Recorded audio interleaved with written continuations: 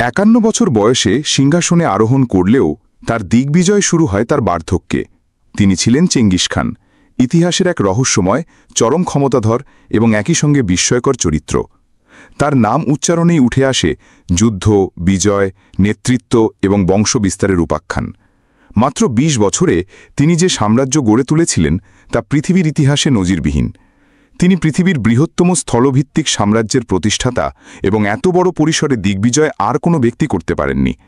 Alexander, caesar, নেপোলিয়নের মতো সামরিক কুশলীরাও এত বিস্তীর্ণ ভূখণ্ড জয় করতে পারেননি যা চেঙ্গিস খান পেরেছিলেন। তার সেনাবাহিনী ছিল কঠোরভাবে শৃঙ্খলাবদ্ধ, কৌশলে দক্ষ এবং ভয়ানক নিষ্ঠুর।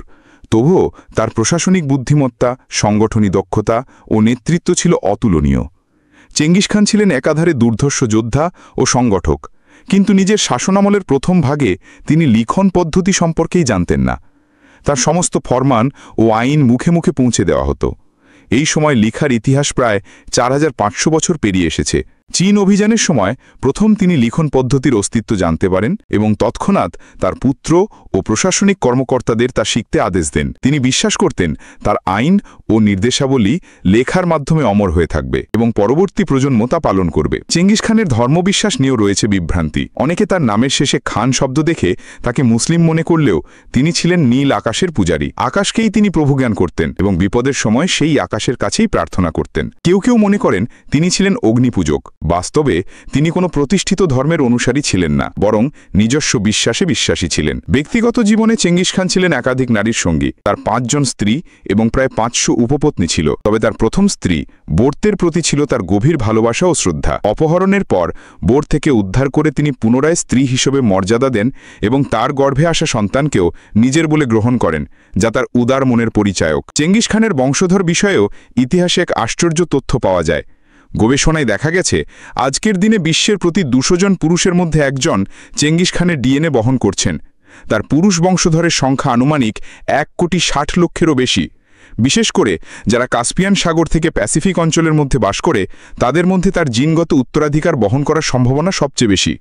এমন বংশবিস্তারের দৃষ্টান্ত পৃথিবীতে বিরল। চিত্রপ্রেমী না হওয়ায় চেঙ্গিস খান নিজের কোনো প্রতিকৃতি আঁকতে দেননি, ফলে আজ পর্যন্ত তার কোনো সত্যিকারের ছবি পাওয়া যায়নি। পরবর্তী প্রজন্মের শিল্পীদের কল্পনায় তৈরি কিছু ছবি তার প্রতিকৃতি বলে চালানো হয়। তবে তিনি নিজের জীবনী সংরক্ষণের জন্য secret history of the Mongols নামক গ্রন্থ রচনার নির্দেশ দেন, যা আজও ঐতিহাসিকভাবে অমূল্য দলিল। মৃত্যুর পর তার সমাধি গোপন রাখার জন্য চেঙ্গিস খান আগে থেকেই পরিকল্পনা করেছিলেন। বলা হয় তার সমাধি চিহ্নহীন রাখতে হাজার ঘোড়া দিয়ে সমাধির ওপর দিয়ে ছুটিয়ে নেওয়া হয়, যেন জমি থেকে কোনো চিহ্ন না থাকে। এমনকি যারা তার সমাধির জায়গা জানত তাদেরকেও হত্যা করা হয়, যার ফলে চেঙ্গিস খানের কবর আজও ইতিহাসের এক অন্বেষিত রহস্য। সব মিলিয়ে চেঙ্গিস খান শুধু একজন বিজেতা নন, তিনি ইতিহাসের সবচেয়ে প্রভাবশালী, সবচেয়ে রহস্যময় এবং সম্ভবত সবচেয়ে বিতর্কিত একজন শাসক।